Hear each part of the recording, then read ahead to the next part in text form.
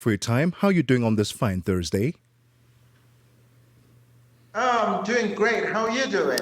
It's been a while, guys. It's been a minute. I am fantastic. I tell you what, it's a rather sensitive topic, this mental health issues and challenges within the workplace, because for the most case, or for the most part, a lot of people in the workplace, we suffer in silence.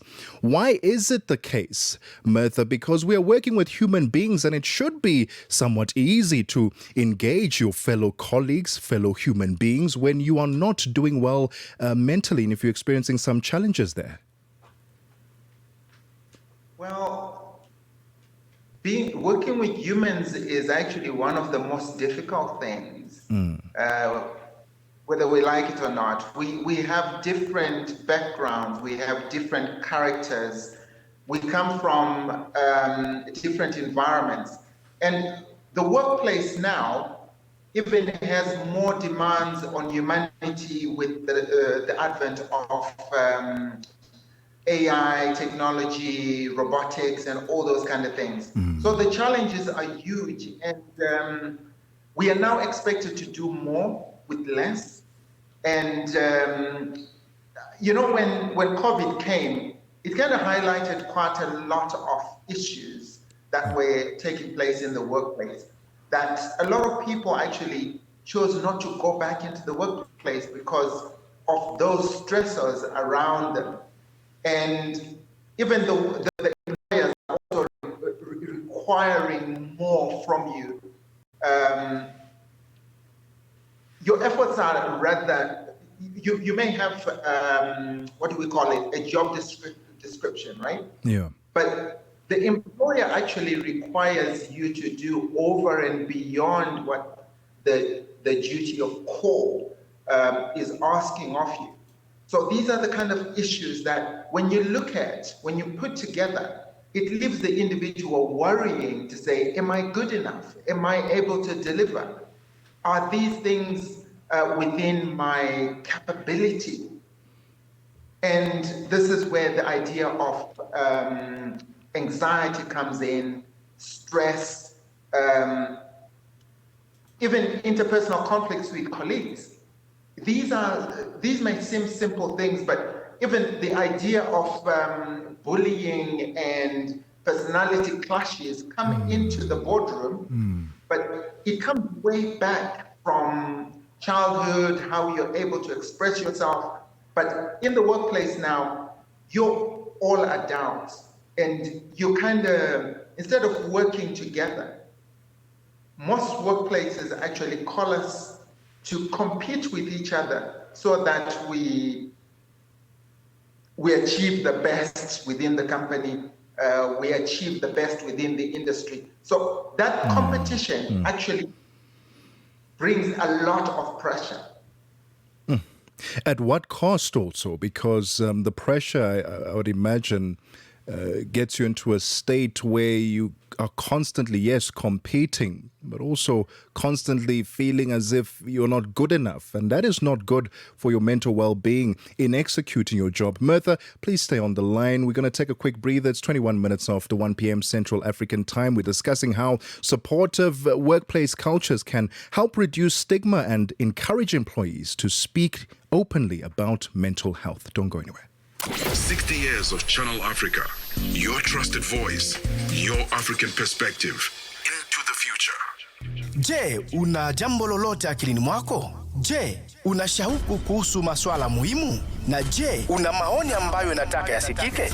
Kweli, hili jukwaa ni la kwako. Piga simu au tuandikie kwenda WhatsApp namba alama ya kujumulisha 2760552594 na tutakupigia simu. Mtangazaji wa habari zetu za Afrika Kusini mjini Johannesburg. Hivyo unaweza kuwa mshirika kwenye matangazo yetu. Sio mazungumzo tu, ni fursa yako ya kuchangia maoni yako na kushirikiana na jumuiya ya wasikilizaji wanaotamani mtazamo wako. Tufuate kwenye mitandao ya kijamii. Tembelea tovuti yetu www.channelafrica.co.za na uwe tayari kushiriki na kuchangia maoni yako kwenye Channel Africa. Channel Africa, mtazamo wa Kiafrika. Get Channel Africa on DSTV Audio Bouquet. Channel 802. 22 minutes after 1 p.m. Central African time, still in conversation with psychological trauma specialist and forensic psychology consultant and director of Insight Wellbeing, Mertha Nyamande, as we discuss how we can create supportive workplace cultures so as to reduce the stigma and encourage employees to speak openly about mental health. Unfortunately, we have lost Mertha on the line, but a very important conversation, one that we need to be having.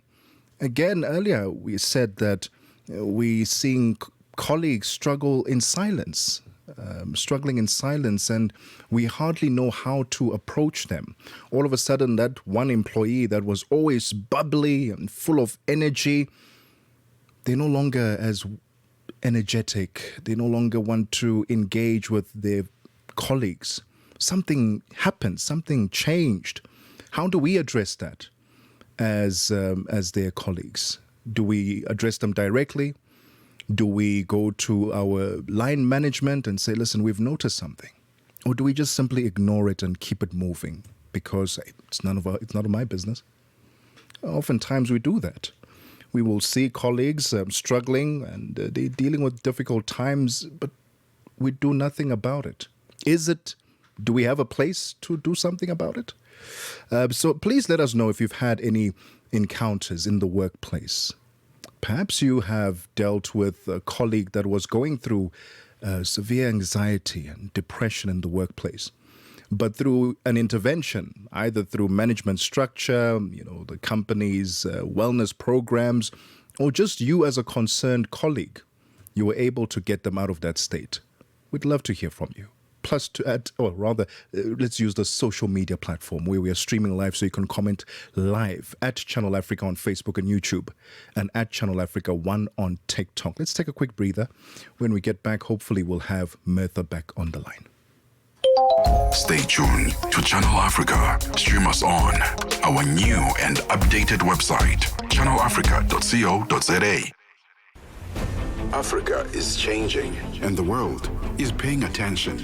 This March, Channel Africa invites you to be part of a new conversation. Africa Matters, a platform where experts, policymakers, and thought leaders come together to unpack the big issues of our time: technology, politics, economics, climate change, and the future of our people.